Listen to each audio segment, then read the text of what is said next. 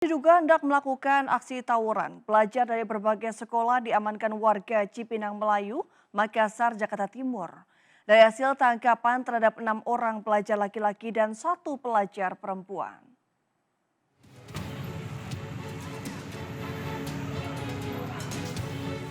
Dua kelompok pelajar yang melakukan aksi tawuran di Jalan Malahayati, Kalimalang, Makassar, Jakarta Timur diamankan warga Cipinang Melayu usai mendengar ledakan petasan. Warga melihat kumpulan pelajar di dekat lokasi, tak lama kemudian warga mendengar suara ledakan petasan yang merupakan tanda akan tawuran. Warga yang geram dengan aksi tersebut langsung menangkap para pelajar tersebut. Didapati sebanyak 7 pelajar laki-laki dan 1 perempuan telah diamankan warga di kantor RW 4 Cipinang Melayu. Itu ada nongkrong-nongkrong di samping Akpido, habis itu menyalakan petasan. Itu kalau setahu kami dari warga sini, itu kalau udah menyalakan petasan itu tanda untuk tawuran. Selanjutnya para pelajar tersebut dibawa ke Mapolsek Makassar guna dimintai keterangan lebih lanjut. Dari Jakarta, Rio Manik, iNews melaporkan. Tak bisa berenang, seorang bocah berusia 12 tahun tenggelam saat bermain di Kali Cengkareng Drain, Jakarta Barat. Keluarga korban histeris mengetahui korban tenggelam dan belum ditemukan.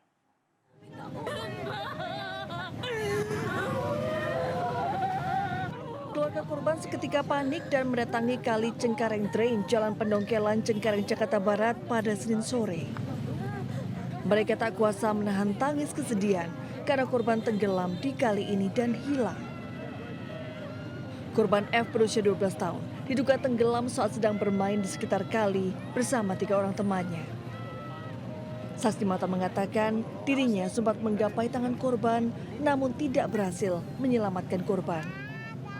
Saya kan lagi mancing, habis itu si Peot sama temennya 4 orang mandi di waduk. Habis itu tenggelam si Peot. Habis saya dipanggil katanya mau selamatin si Peot, udah tenggelam di sini. Habis itu saya selamatin, saya lompat, udah pegang tangannya, tapi tenggelam lagi dia. Hingga kini korban masih dalam pencarian petugas pemadam kebakaran dan BPBD Jakarta Barat. Dari Jakarta, Miftah Fulgani, iNews melaporkan. Kepergok mencuri handphone di area kampus negeri di Kota Makassar, Sulawesi Selatan. Seorang pemuda babak belur diamuk warga. Polisi yang tiba di lokasi langsung mengamankan pelaku bersama barang bukti ke Mapolsek. Universitas Negeri. Seorang pemuda diamuk massa usai kedapatan mencuri handphone milik warga yang tinggal berolahraga di lapangan bola Universitas Negeri Hasanuddin, Kota Makassar. Tak dapat berkutik usai HP korban ditemukan di dalam tas miliknya. Pelaku akhirnya dibawa ke pos satpam untuk selanjutnya diserahkan ke polisi. Di hadapan polisi, awalnya pelaku membantah telah mencuri handphone korban. Namun setelah diinterogasi lebih dalam, barulah pelaku mengaku dan menyesali perbuatannya. Diamankan seorang pelaku pencurian handphone di lapangan olahraga di salah satu kampus di Makassar, di ini kampus Unhas. HP daripada masyarakat yang lagi berolahraga di lapangan di kampus tersebut. Guna pemeriksaan lebih lanjut, pelaku bersama barang bukti 1 unit handphone milik korban telah diamankan di Mapolsek Tamalan Rea. Dari Kota Makassar, Sulawesi Selatan, Muhammad Nurbone, iNews melaporkan. Setelah buron 3 bulan, seorang remaja pelaku penyerangan warga di Makassar, Sulawesi Selatan berhasil ditangkap oleh polisi. Sementara 3 pelaku lainnya dalam pengejaran polisi, di mana 1 diantaranya dikabarkan meninggal dunia.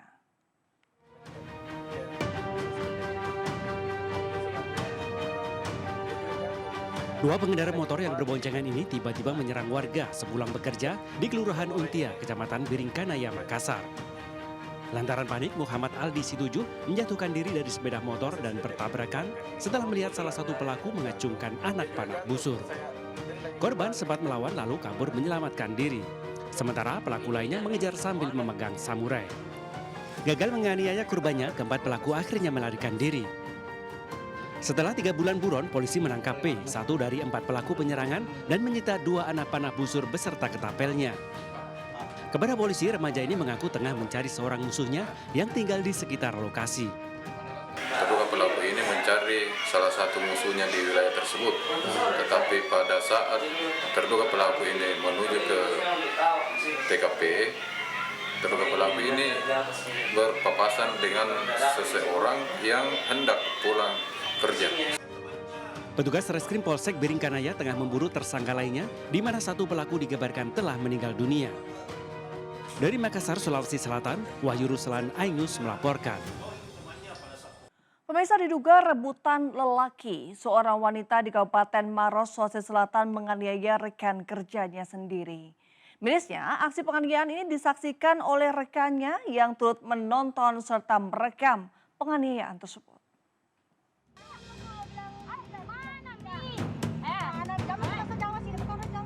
Rekaman amatir memperlihatkan penganiayaan yang dilakukan seorang wanita terhadap temannya sesama wanita di kawasan Pergudangan 88, Marusu, Maros, Sulawesi Selatan. Pelaku berinisial R, usia 19 tahun, terlibat pertikaian dengan korban AB, usia 19 tahun. Awalnya mereka janjian untuk mengklarifikasi permasalahan terkait seorang pria, namun klarifikasi berubah menjadi aksi kekerasan. Pelaku naik pitam dan langsung menyerang korban dengan cara memukul wajah dan membanting ke jalan hingga menginjak tubuh korban. Pasca kejadian, tim Satreskrim Polres Maros yang menerima laporan dari korban akhirnya mengamankan pelaku di kediamannya. Menurut polisi, pelaku nekat melakukan penganiayaan ke korban yang merupakan rekan kerjanya di salah satu tempat hiburan malam akibat persaingan asmara. Penganiayaan ini dilakukan oleh salah satu temannya yang merupakan diduga adanya perselisihan terkait dengan hubungan asmara dengan seorang pria. Kami amankan terduga pelaku penganiayaan di kediamannya. Akibat kejadian ini, korban diketahui mengalami luka robek di bagian pipi dan pelipis matanya. Kini pelaku tengah diperiksa intensif di Mapolres Maros untuk proses hukum lebih lanjut. Dari Kabupaten Maros, Sulawesi Selatan, Wahyu Ruslan, iNews melaporkan. Pemirsa, seorang warga tewas setelah ditembak oknum polisi di Kabupaten Bangka Barat, Kepulauan Bangka Belitung. Korban kepergok karyawan perkebunan mencuri sawit dan berusaha kabur saat hendak ditangkap polisi yang berjaga.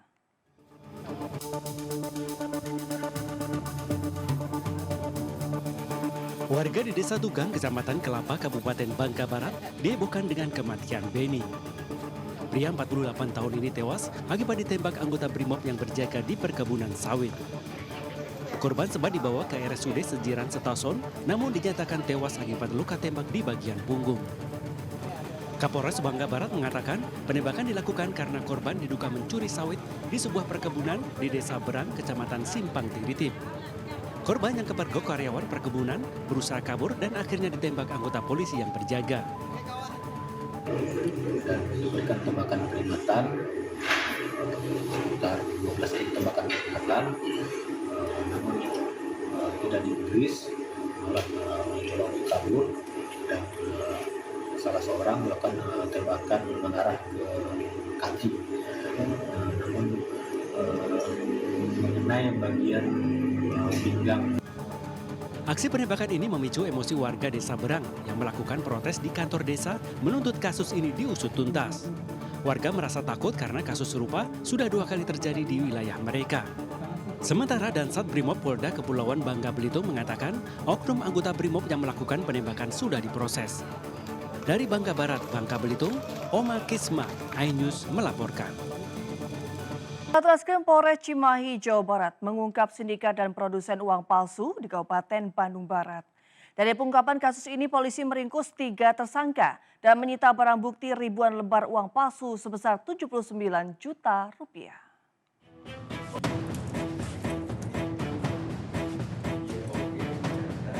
Berbekal laporan dari masyarakat, aparat Satreskrim Polres Cimahi menggerebek rumah produksi uang palsu di Kampung Sindang Sari, Kecamatan Sipende, Kabupaten Bandung Barat, Jawa Barat. Dari lokasi penggerebekan, petugas menemukan sejumlah kertas bekas, sisa cetakan uang palsu yang diproduksi para pelaku. Setelah dilakukan penyelidikan dan penyidikan, polisi menetapkan 3 orang tersangka, masing-masing berinisial G, D, dan A. Selain itu, turut disita ribuan lembar uang palsu sebanyak 79 juta rupiah, pecahan 100.000, serta 50.000 rupiah dan peralatan percetakan uang palsu. Kapolres Cimahi mengatakan para tersangka menjual uang palsu kepada orang dikenal dan juga melalui online dengan rasio 4 juta uang palsu dihargai 1 juta rupiah uang asli. Mereka juga mengaku uang palsu sudah diedarkan ke wilayah Indramayu, beberapa daerah di Jawa Tengah, dan Palembang.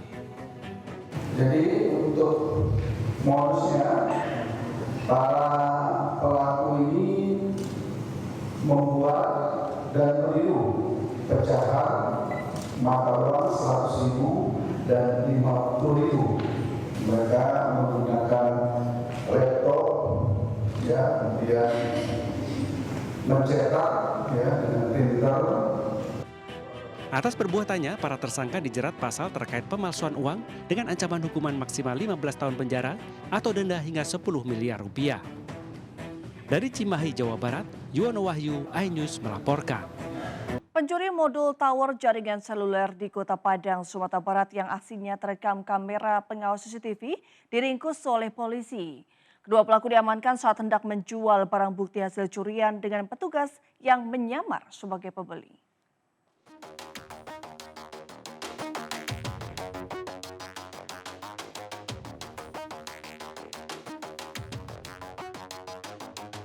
Dua pencuri modul sinyal seluler di daerah Lubuk Kilangan, Padang, Sumatera Barat tak berkutik diringkus tim Kelewang Satreskrim Polresta Padang. Kedua pencuri ini ditangkap saat akan bertransaksi menjual barang bukti hasil curian kepada seorang anggota polisi yang menyamar sebagai pembeli. Bersama barang bukti, kedua pelaku dibawa ke Mapolresta Padang untuk proses hukum lebih lanjut. Sebelumnya, aksi dua pelaku turun dari atas tower membawa modul sinyal seluler di daerah Pampangan, Kecamatan Lubek terekam CCTV. Ulah sang maling ini tak dicurigai warga sekitar lantaran keduanya berlagak seperti petugas tower provider yang sedang memperbaiki kerusakan di atas tower. Menurut pengakuan pelaku, mereka sudah 2 kali mencuri modul sinyal seluler di wilayah Kota Padang. Untuk pelaku pencurian, lebih tepatnya RCCU modul yang berada di tower. Kita amankan 2 orang pelaku di daerah Gadot, Kecamatan Luki. Untuk pelaku kita amankan beserta barang bukti. Dampaknya kepada konsumen itu seputaran di situ tuh sinyalnya akan hilang dan komunikasi akan terputus. Nah, begitu juga karena alat RRIU ini adalah fungsi utama dari tower itu sendiri sebagai pemancar sinyal. Atas perbuatannya, kedua pencuri ini dijerat pasal pencurian dengan pemberatan dengan ancaman hukuman di atas 5 tahun kurungan penjara. Dari Padang, Sumatera Barat, Budi Sunandar, iNews melaporkan. Pemirsa, tepat di Hari Guru, Pengadilan Negeri Andolo, Konawe Selatan, Sulawesi Tenggara memvonis bebas Supriyani, terdakwa kasus penganiayaan anak oknum anggota polisi. Dalam putusannya, Majelis Hakim menyatakan Supriyani tidak terbukti melakukan tindak pidana kekerasan terhadap muridnya. Maka terdakwa harus dinyatakan tidak terbukti secara sah dan meyakinkan melakukan tindak pidana sebagai Supriyani tak kuasa menantang usai Majelis Hakim Pengadilan Negeri Andolo, Konawe Selatan, Sulawesi Tenggara membacakan putusan bebas atas dakwaan penganiayaan muridnya. Guru SDN 4 Baito, Konawe Selatan ini langsung memeluk pengacaranya serta guru-guru sekolah yang menemani sejak awal sidang vonis. Dalam sidang putusan, Majelis Hakim Pengadilan Negeri Andolo menyatakan Supriyani bebas dari seluruh dakwaan jaksa penuntut umum. Supriyani dinyatakan tidak terbukti secara sah dan meyakinkan melakukan tindak pidana pemukulan terhadap bocah kelas 1 SDN 4 Baito.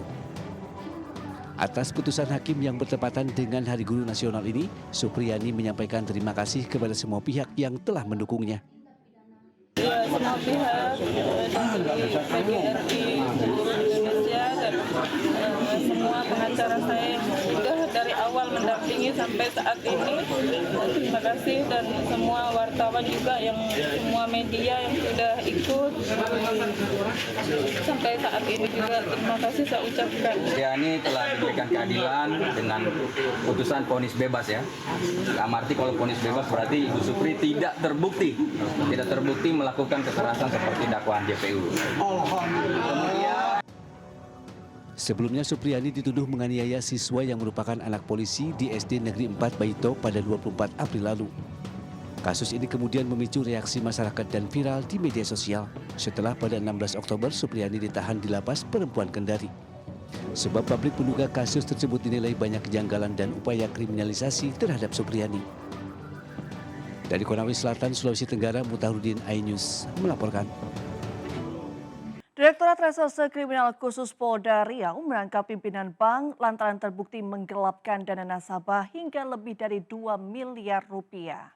Pelaku diduga mencairkan dana nasabah melalui praktek manipulasi biljet deposito.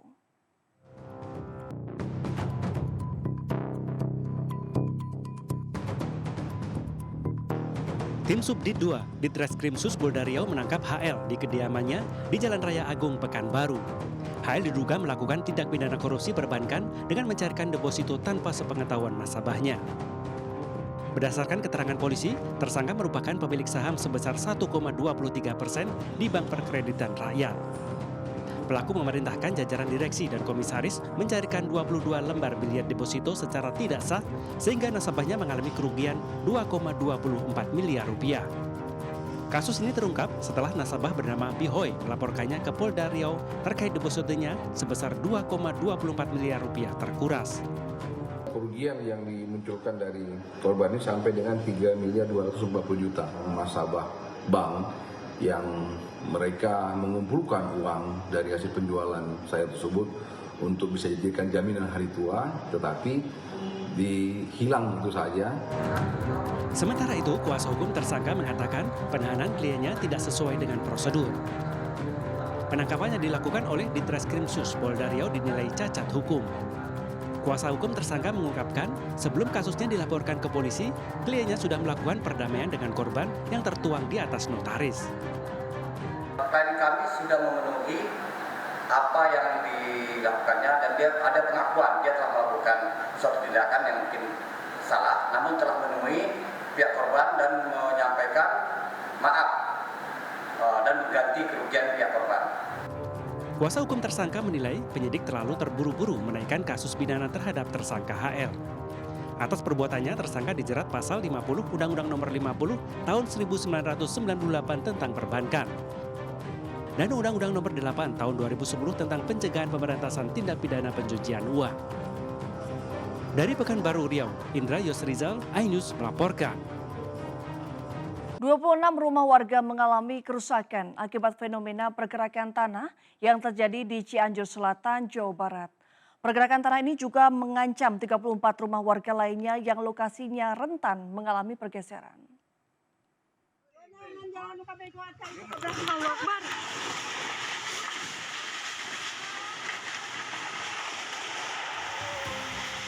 Sebuah rumah warga di Kampung Cilengsir, Desa Wargasari, Kecamatan Kapu Pandak, Cianjur Selatan, Jawa Barat mengalami kerusakan parah dan seluruh bangunan nyaris ambruk total pada Senin sore.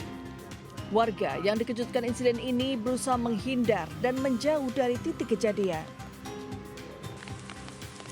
Ini merupakan satu dari 26 rumah warga yang mengalami kerusakan parah dan sedang akibat fenomena pergerakan tanah yang semakin parah, terutama saat diguyur hujan deras. Fenomena pergerakan tanah di kawasan ini juga mengancam 34 rumah warga lainnya.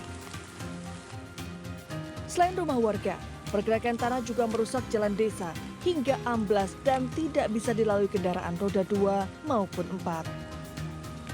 Sebanyak 90 jiwa diungsikan ke kantor balai desa setempat, sementara sebagian warga lainnya mengungsi ke rumah sanak saudara dan kerabat terdekat.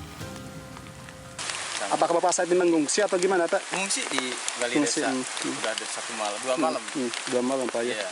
Nah, apakah sudah ada upaya penanganan dari pihak petugas yang bersangkutan, Pak? Alhamdulillah, sudah, Pak. Sudah ada, Pak, ya. Bisa dari pihak Kodam Tentara kemarin sudah ada datang kepolisian. Belum diketahui secara pasti sampai kapan warga akan mengungsi, karena masih menunggu hasil kajian dari pihak terkait, termasuk kemungkinan relokasi warga ke lokasi yang jauh lebih aman. Pemerintah setempat mengimbau warga agar selalu waspada dan mengikuti setiap instruksi yang diberikan. Dari Cianjur, Jawa Barat, Muhammad Andi Isyan, iNews melaporkan. Ratusan burung pipit mendadak mati secara massal di kawasan Bandara Internasional I Gusti Ngurah Rai, Denpasar, Bali.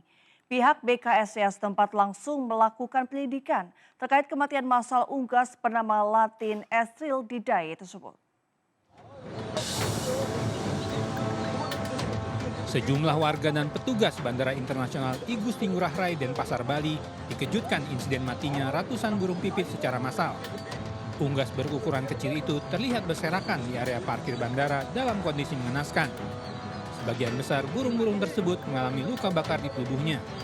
Pihak Balai Konservasi Sumber Daya Alam Bali langsung melakukan penyelidikan dan penelitian guna mengetahui penyebab fenomena tak biasa ini di lokasi kejadian.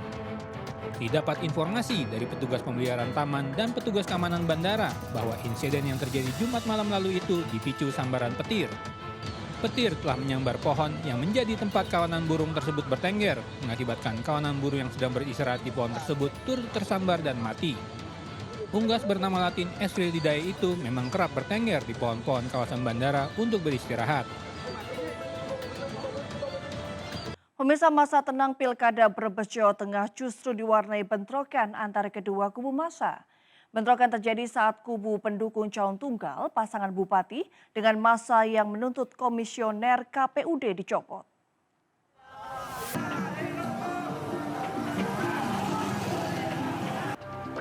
Ribuan pengunjuk rasa dari Koalisi Masyarakat Peduli Demokrasi Brebes Bersatu untuk Maju mendatangi kantor KPU Brebes.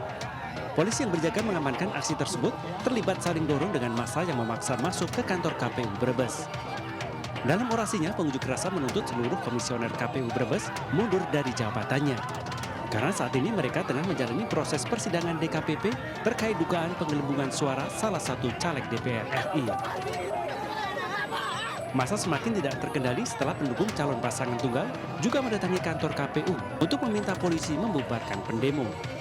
Mereka meminta polisi bertindak tegas karena saat ini memasuki masa tenang pilkada. Beruntung polisi yang berjaga langsung melokalisir dua kubu sehingga bentrokan tidak berlanjut. Menampar pelaksanaan demokrasi. Mereka menggaung-gaungkan adalah penegak demokrasi. Sehingga ini akan berdampak pada lembaga yang selama ini menjamin keamanan, yaitu polisi. Polisi berhasil membubarkan aksi demo guna menghindari bentrokan kedua belah pihak. Dari Brebes, Jawa Tengah, Unibar iNews melaporkan. Pemirsa, dalam rangka memperingati Hari Sumpah Pemuda, MNC Sekuritas mendonasikan komputer di Taman Bacaan Perigi, Depok, Jawa Barat. Dengan bantuan ini diharapkan anak-anak akan dapat memanfaatkan komputer di era digital untuk berbagai kegiatan positif.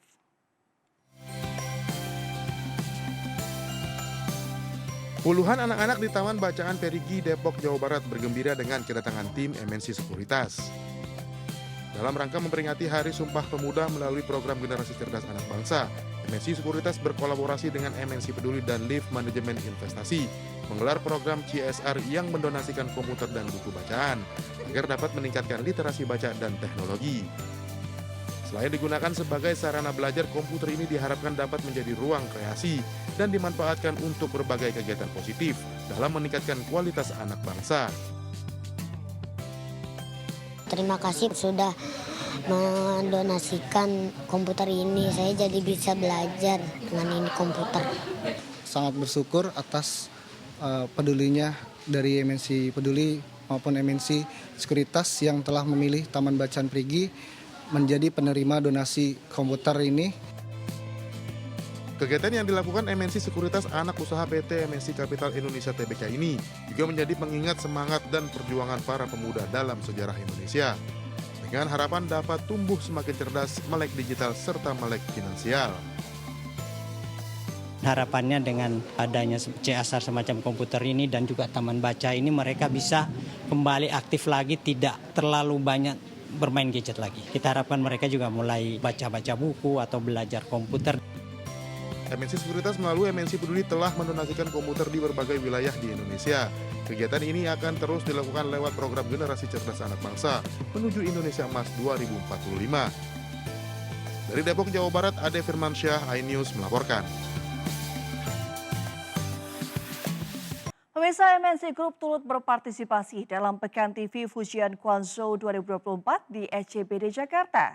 MNC Group melalui MNC Contents and Licensing resmi menjalin kerjasama bersama Pekan TV Fujian guna mengenalkan budaya antar kedua negara melalui konten-konten yang menarik. MNC Content and Licensing resmi berkolaborasi dengan Pekan TV Fujian dalam menghadirkan konten-konten menarik kepada para pemirsanya.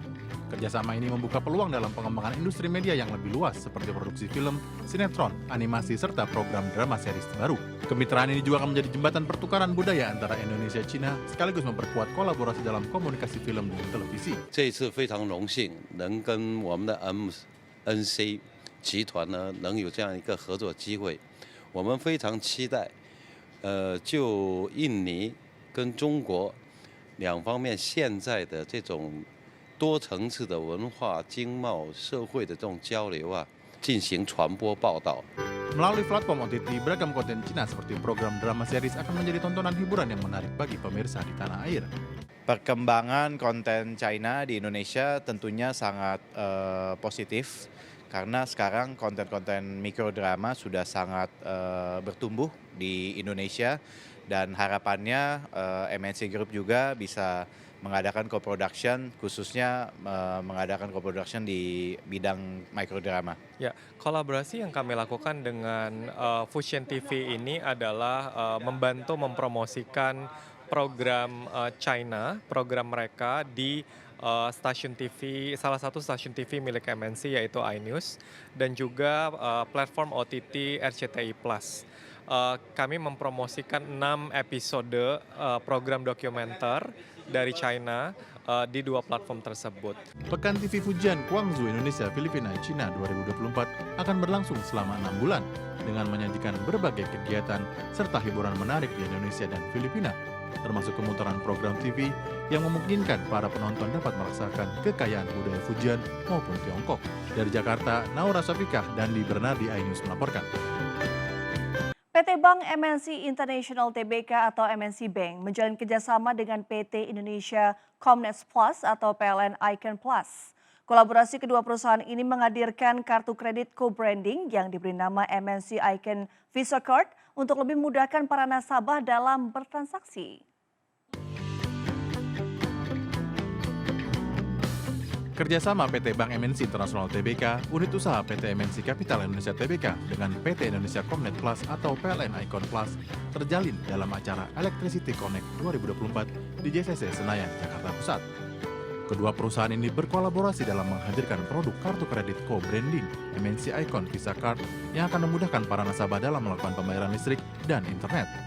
Kemudian kita juga ada insurance yang tercover di dalamnya, jadi orang kalau mau bayar-bayar mereka dapat asuransi, mereka bayar token dari listrik, bayar tagihan listrik mereka dapat asuransi, dan juga sistem pembayaran dengan Motion Pay. PLN Icon Plus selalu mencari inovasi-inovasi untuk memudahkan pelanggan dalam berlangganan.